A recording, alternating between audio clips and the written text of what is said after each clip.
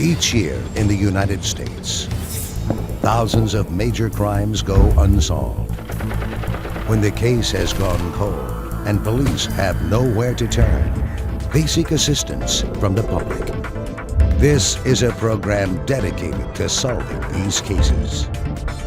This is Crime Stoppers Case Files. Every year, crimes go unsolved here in Southern California. Loved ones are left waiting. I'm Joy Benedict, and as a news reporter, I've covered countless crimes, countless homicides, and I know that sometimes the victims of these crimes are forgotten almost as quickly as the headlines fade. So tonight, on Crime Stoppers Case Files, we take another look at some of the crimes still lingering unsolved in our communities. Let's get started. I want to introduce you to Leslie Long. She was a young wife and mother of 3 small children. Leslie was working the night shift at a Palmdale gas station on December 3rd, 1978. Yes, this case is 33 years in the making, and the investigation is just as prevalent today because what happened that night left her 3 children without a mother, and they still deserve justice. Leslie was my older sister. We were 11 months apart. Not quite a full year. I was born before her first birthday. Her and I, being so close together, we fought the most, but we loved each other all the time. And my mom used to dress us all alike when we were little, you know. Usually my grandmother made all our outfits and they were all the same. And Leslie got to a point where she didn't want to be like the rest of us, you know, so she would rebel and just wear something totally different, just to be her own person, I guess. Wanted to be different from the rest, didn't want to be lost in the crowd. I don't know. She was a real spiritual person. My mom brought us up in the church. She liked school. She was very smart. When she got older in school, she loved playing the flute. The band was her thing. She was in marching band at Antelope Valley High School, and she played flute also at Joshua Elementary. That's where she started playing, in the little band there. She met Jim, her husband, in high school, through church actually. We all went to the same church. How I met my husband, which was Jim's brother, my sister, introduced us at church. You know, she says, my boyfriend has a brother, want you to meet him. So we met in church on an Easter Sunday. And that was when I was 12.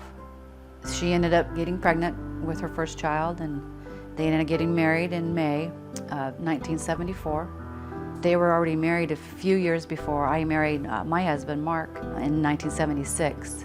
She had 3 children. Jimmy was youngest, just barely a year. Karen, 3, and Christy, 4. My name is Christy Long. I'm the oldest of Leslie's 3 children. I do remember really vaguely that it seemed like she was always wearing a handkerchief, like a handkerchief on her head almost. She was kind of almost outdoorsy, like she used to, I remember my grandma telling me like to make her own jams and that kind of stuff. Like my dad liked to be up in the mountains and outside. They were kind of like very outdoorsy. We did used to go camping. I don't really remember that. I see pictures in the photo album of us camping. Not that I remember it, but we were all pretty young. When this happened, I was 4, almost 5. And Jimmy, he was just a baby.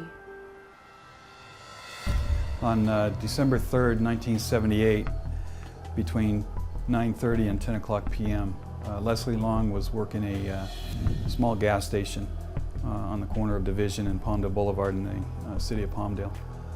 Leslie was a 20-year-old mother of 3. She actually worked at the gas station with her sister, Marva. The gas station was a small Chevron gas station. It was a full-service gas station. We washed windows, checked tires, changed oil, basic mechanics. She was needing a job, so I talked to my manager and got her hired. Marva had the shift earlier, and Leslie relieved Marva. And after Marva went home, that's when Leslie went missing. I think the part that stuck with me most is that she had asked me if I wanted to trade shifts with her that day because, she wanted to get home to her kids. I didn't have any kids, and so I was, no, I don't want to trade shifts with you. I want to go home. So I left her there. And that was the last time I saw her. A gentleman came in to pump gas. Once he finished, he went to go pay for the gas. I walked into the gas station office, found the lights on, the doors open, but the gas station attendant was nowhere to be found. He did observe that the floor safe had been lifted and the contents had been removed and change was scattered all over the floor. He did see a purse inside the office and he suspected that something was wrong, so he called the Antelope Valley Sheriff's Station and the deputies came to investigate. This is our theory based on the evidence of what happened. We believe there were 2 suspects involved in this murder at least. We do have 2 donors of DNA at the crime scene that are distinct and separate. The suspects came in and robbed Leslie at gunpoint. They could see that there was a floor safe. Leslie had the key to that and they forced her to open the safe at gunpoint. Once the safe was open, there is a lower safe in the floor and they forced her to open that safe, and that's where the large cash was. That normally would not have been open until the manager came in the morning. The safe was emptied of all cash, change was strewn all over the floor, and then Leslie was forcibly taken at gunpoint into the suspect's vehicle. Somewhere in that time frame, she was also raped, whether it was inside the car or out at the crime scene, we're not really sure, but she was raped. And the drive from the Palmdale gas station where she was killed is a remote area of the desert. At that time of night, in 1978, there were no residences, there were no lights, and where she was taken was a dark, isolated hill in the middle of the desert of the town of Acton.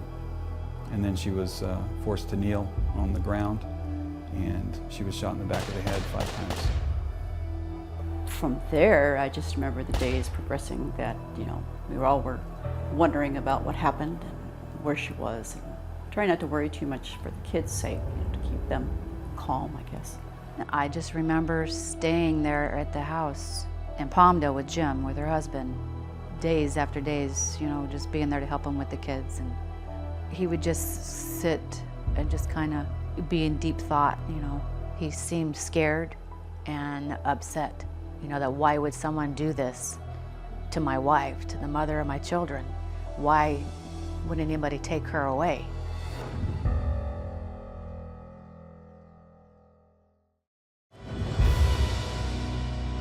I'm Los Angeles County Sheriff Lee Baca.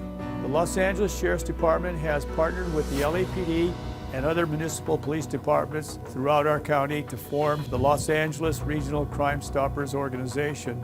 Crime Stoppers is an important law enforcement tool, a proactive approach to removing dangerous criminals from our streets. Each week on this television program, we will share the facts about unsolved cases, and you will have the opportunity to submit information that may help investigators without ever having to give your name. I encourage you to provide us any information you may have. I thank you for joining us and doing your part to make our community safer. On December 3rd, 1978, Leslie Long, a female white, 20 years old, was working a gas station in Palmdale. She was robbed, kidnapped, raped, and shot and killed 6 miles south of the gas station. There was a massive search for Leslie, and it took 3 days before her body was found 6 miles south of the gas station on a small hill just south of the freeway in the town of Acton. I think at the time everybody might have had a question of that maybe she just took off, but she wouldn't do that, not my sister. She was happily married, they had a great relationship, they had 3 beautiful children. She was a very responsible person. She had even, which she had never done before, she had already gotten all of Christmas presents and put them on layaway. I know she got my mom a Bible, and in that Bible she dated it December 20th, my mom's birthday, and told my mom how much she loved her and then how appreciated she was of all the help and encouragement that she gave to her growing up. She wasn't one to think ahead and buy ahead for stuff. She always waited till the last minute. To me, I had a feeling in that way that God was preparing Leslie to have this stuff all taken care of so that we would be able to have one last gift from her. There's a lot I don't actually remember. I remember my grandma telling me I laid on the floor in front of the fireplace while my mom was missing. Patsy, my aunt, I do remember her babysitting us. She was pretty much always there. My brother-in-law worked at Northrop, so I would go down every morning to babysit the kids. I'd be there at 6 o'clock in the morning with 2 kids, because I had a newborn after that too. So I would get the kids up and get them ready. Christy started kindergarten, and then I watched Karen and Jimmy, and plus my 2 all day. And in about a year and a half, almost after my sister's incident, my brother-in-law, Jim, Leslie's husband, he'd bought a motorcycle, a Honda. He had taken all the kids for a little ride around the block on it, and he took off and went for a motorcycle ride. I really think he did that just to help clear his head, you know, because having the responsibility of all 3 of the kids right then. And unfortunately, Jim was hit and killed on his motorcycle. We don't really know what happened. There was a car coming the other direction. Yeah. Don't know if he swerved, car swerved, but he had that accident and we lost him. I remember sitting in my grandmother's front lawn, and I had to tell the 3 kids that their daddy wasn't coming back home, that he went to go live with mommy up in heaven with Jesus. Karen, the middle daughter, looked at me and said, "Does that mean that we can call you mommy now?" And I said, "If that's what you want to call me." My husband and I took the 3 kids, got legal guardianship over them, and we raised them as our own. I went from having 2 kids to having 5 overnight.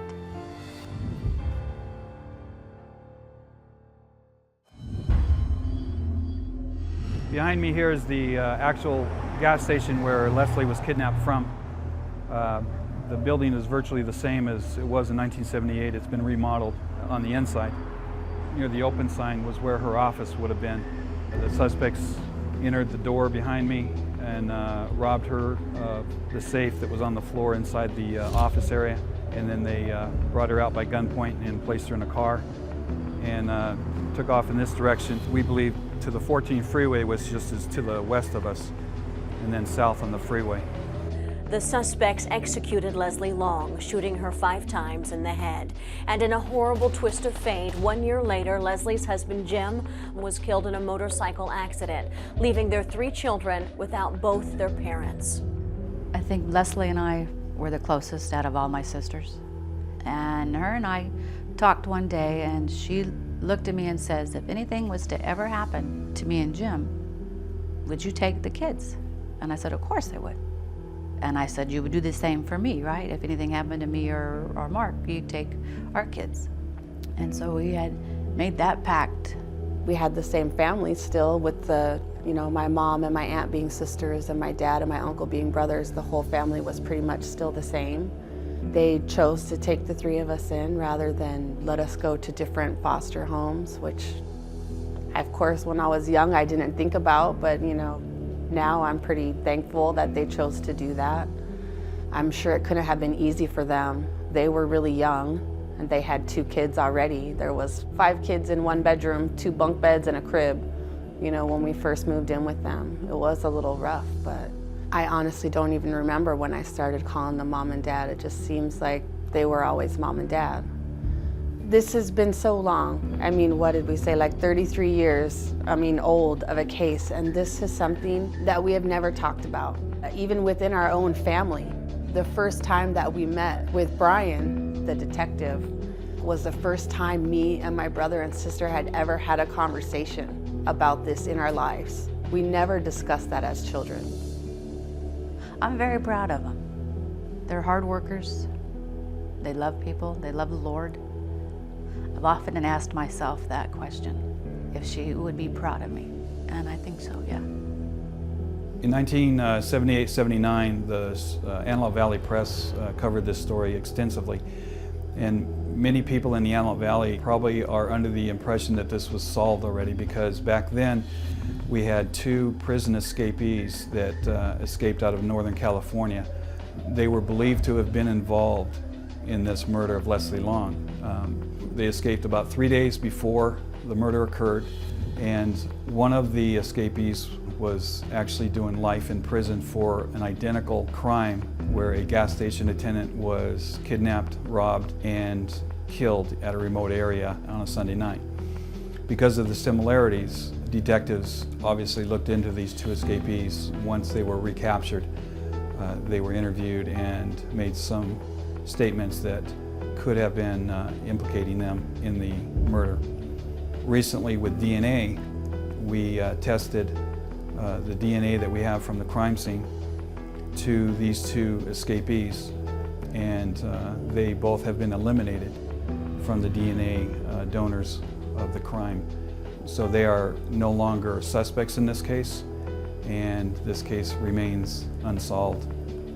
For me, it would like close a chapter. It would put me at ease to know that there would be a name and a face for this person or people, that they would be held accountable for the most cruelest thing that they could do to a person, to a loving wife and a devoted mom. To be honest, it's been something that I've tried not to think about for a long time, because there hasn't been any definitive answer as to who did this or why. To myself, that would bring me a little bit of, I don't like to use the word closure, but that's what it is. It would just help me close the door on just a gnawing thing that's been gnawing at you for so long.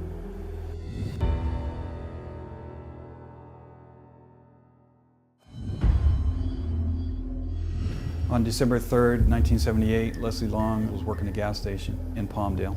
She was robbed, kidnapped, raped, and she was shot in the back of the head 5 times. This case has been open since 1978. We never stopped working on it. Modern science has given us the gift of DNA, and so now that we have good solid evidence in DNA that will eventually identify the individuals that committed this murder, we are confident that we can solve this case. We just need the public to let us know if they know anything, or if they know maybe relatives have spoken of this crime. My sister Marva, she's the oldest. I know that she has struggled very, very much so with getting my sister Leslie the job at the service station. And they were at work together that same day. My sister Leslie had asked my sister Marva to switch shifts with her to close. My sister told her no, that she had plans. She got off at 8 o'clock and Leslie closed at 10. And she feels guilty that maybe she should have, because at the time she didn't have any children and Leslie had the 3. And now she feels that if maybe she would have switched, that their mom would still be here. It was a Sunday night, December 3rd, 1978, in Palmdale, at the Chevron gas station on Palmdale Boulevard in Division. Please help us. We would like to bring this to a closure for the children, and would like to be able to let my grandmother know, who is 100 years old, that there's finally closure, that there finally is someone that will be held accountable for the murder of my sister Leslie Combs Long. Even though more than 30 years have passed, the pain has not. And this family needs your help. So if you remember anything about this crime, if you've heard anything since, please call Crime Stoppers. The reward for this case is $26,000. Thank you so much for joining us for this week's episode of Crime Stoppers Case Files. Remember, we are here every week with more crimes and more families needing answers. These are your neighbors. This is your community, and you can make a difference.